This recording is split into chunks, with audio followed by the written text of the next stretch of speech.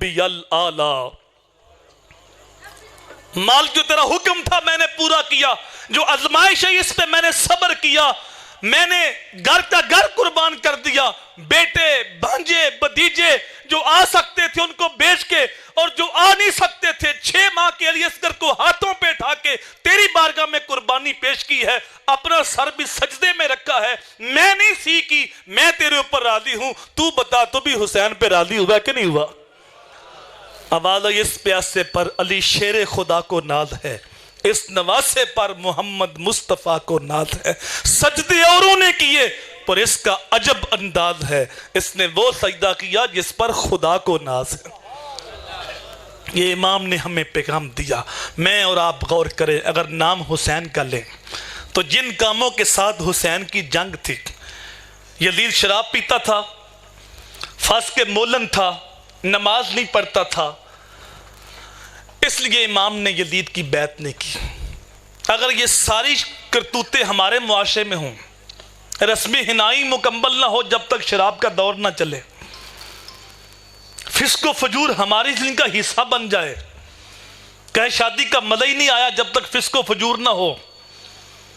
اور نماز سے قریب ہم نہ جائیں۔ حسین ابن علی نے نیزے کی نوک پہ قرآن کی تلاوت کی، حسین کا ماننے والا اوپر سے دیکھ کے بھی قرآن نہ پڑھ سکے، بات تو شرم کی ہے میرے بھائی۔ بڑا دکھ ہوتا ہے، بڑا تعجب ہوتا ہے کہ نام ان کا لیتے ہیں، بھائی نماز بھی نہیں پڑھتے، دعوے کیا ہے غلامی رسول میں موت بھی قبول ہے، اور تمہیں 5 وقت نماز قبول نہیں، تجھے موت کیسے قبول ہوگی؟ یہ ربیع الاول کا مہینہ آنے والا ہے، حضور کی محبت میں جھنڈیاں لگیں گی، جھنڈے لگیں گے، اچھی بات ہے، مستحب عمل ہے، لیکن ساری رات نوجوان نالیاں صاف کرتے رہے، گلیاں صاف کرتے رہے، جھنڈے لگاتے رہے، جھنڈیاں لگاتے رہے، اور صبح فجر کی نماز بھی نہیں پڑھی۔ علماء بیٹھے ہیں، ایک مستحب عمل فرض کا عمل بدل ہو سکتا ہے جی؟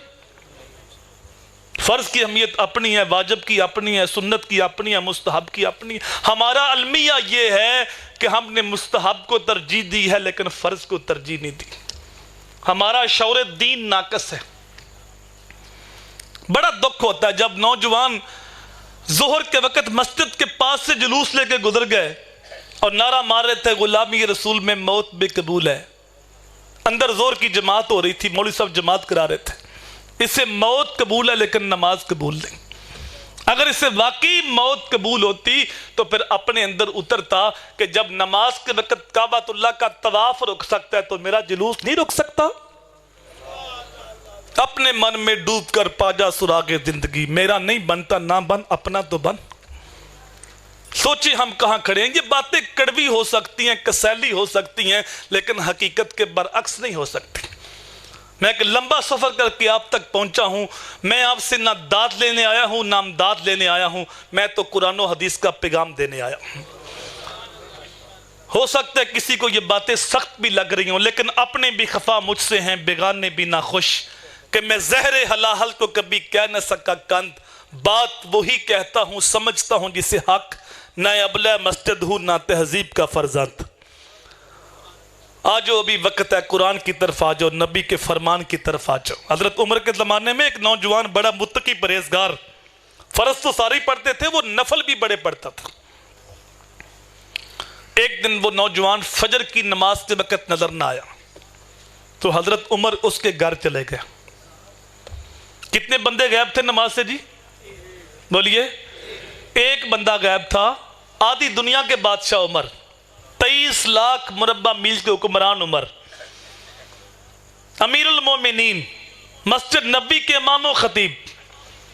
جس کے درے سے کیسر بھی کامتا ہے، کسرا بھی کامتا ہے، ایک لڑکا نماز کے لیے نہیں آیا، اس کے گھر چلے گیا۔ ایک بندہ غائب تھا نا، تو جس محلے سے 95 غائب ہوں،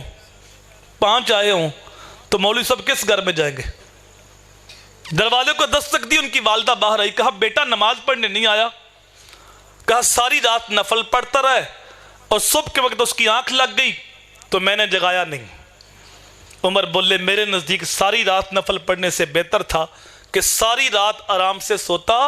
اور فجر کی نماز جماعت کے ساتھ پڑھتا، کیونکہ میرے حضور نے کہا جس نے عشاء کی نماز جماعت کے ساتھ پڑھی اس نے آدھی رات قیام کیا، اور جس نے 7 فجر بھی جماعت کے ساتھ پڑھی اس نے پوری رات قیام کی.